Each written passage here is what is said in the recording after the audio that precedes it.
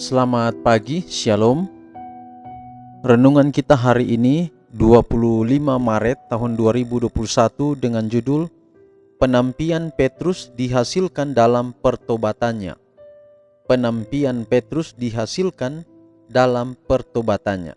Lukas 22:31 dan 32.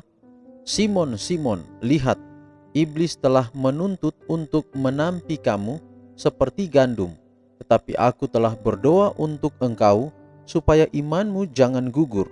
Dan engkau, jikalau engkau sudah insaf, kuatkanlah saudara-saudaramu. Sebab begitu banyak orang-orang yang mengaku murid-murid Kristus jatuh ke dalam pencobaan yang berat. Ialah karena mereka tidak mempunyai pengetahuan yang benar akan diri mereka sendiri. Disinilah di mana Petrus sudah ditampi dengan saksama oleh musuh. Kalau kita dapat mengerti kelemahan kita sendiri, seharusnya lah kita melihat begitu banyak yang harus dibuat untuk diri kita sendiri, sehingga kita akan merendahkan hati kita di bawah tangan Allah yang berkuasa, menggantungkan jiwa kita yang tiada berdaya itu atas Kristus. Kita mau melengkapi kurangnya pengetahuan kita dengan hikmat-Nya, kelemahan kita dengan kekuatannya, keadaan kita yang tiada berdaya dengan kekuasaan-Nya yang tiada berkesudahan. Petrus jatuh karena dia tidak mengetahui kelemahannya sendiri. Dia pikir dirinya kuat. Sekiranya Petrus hidup dengan Allah dalam kerendahan hati, menyembunyikan dirinya dalam Kristus, sekiranya ia mencari bantuan ilahi dengan tekun, sekiranya ia tidak terlalu percaya diri, sekiranya ia telah menerima petunjuk Tuhan dan mempraktekannya, ia sudah berjaga-jaga untuk berdoa. Sekiranya ia menguji dirinya sendiri dengan teliti, Tuhan sudah pasti memberikan kepadanya bantuan ilahi dan tidak akan perlu lagi penampian iblis. Tidak ada kuasa pada seluruh tentara iblis yang dapat melumpuhkan jiwa yang berharap dengan keyakinan yang tulus dan hikmat yang datang dari Allah. Perhatian khusus Kristus bagi Petrus itulah yang menyebabkan pemulihannya. Iblis tidak dapat berbuat apapun terhadap pengantaraan Kristus yang berkuasa atas segala-galanya. Maka doa yang dinaikkan oleh Kristus bagi Petrus, dinaikkannya juga bagi semua orang yang rendah hati dan menyesal karena dosa. Petrus berdosa terhadap terang dan pengetahuan, dan terhadap kesempatan-kesempatan yang besar dan mulia. Kepercayaan pada diri sendirilah yang menyebabkan dia gagal. Maka kejahatan inilah juga yang sekarang bekerja dalam hati manusia.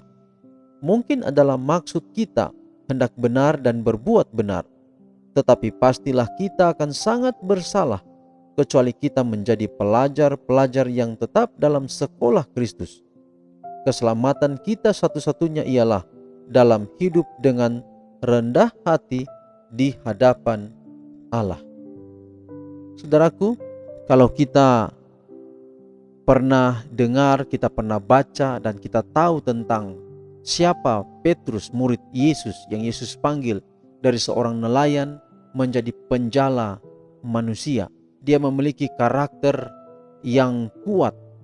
Dia memiliki keteguhan hati. Tetapi oleh karena itu Petrus terlalu percaya diri dan dia banyak kali jatuh ke dalam kekurangannya, jatuh ke dalam dosanya. Bahkan cerita Alkitab menggambarkan atau menceritakan Petrus bahkan telah menyangkal Yesus. Tetapi dalam hal ini, di dalam masalah-masalah yang dia hadapi, bahkan ketika dia merasa sangat menyesal telah menyangkal Yesus, di sanalah pertobatan terjadi. Kenapa Petrus bertobat? Petrus bertobat karena dia telah memiliki hati yang terjamah. Dia memiliki kerendahan hati. Ketika dia tahu dia bersalah, dia telah menyangkal gurunya, maka di sanalah dia jatuh di bawah kaki salib Yesus. Dan di sanalah Petrus betul-betul bertobat dari seorang yang angkuh menjadi seorang yang penuh dengan kerendahan hati. Semoga saudara dalam hidup kita, apapun kita hadapi, ketika kita merasa kita bersalah, kita berdosa, dan kita datang pada Yesus, di sanalah kita memiliki kerendahan hati. Apa saja persoalan kita hadapi saudara, sebenarnya itu Tuhan izinkan terjadi agar kita memiliki kerendahan hati dalam kehidupan kita. Inilah menjadi doa dan harapan kita. Mari kita berdoa. Tuhan, terima kasih untuk pekabaran yang indah pagi ini. Biarlah kiranya kami dapat memiliki kerendahan hati untuk bertobat sama seperti Petrus, agar kami dapat maju di dalam mengetahui, mengenal tentang Yesus.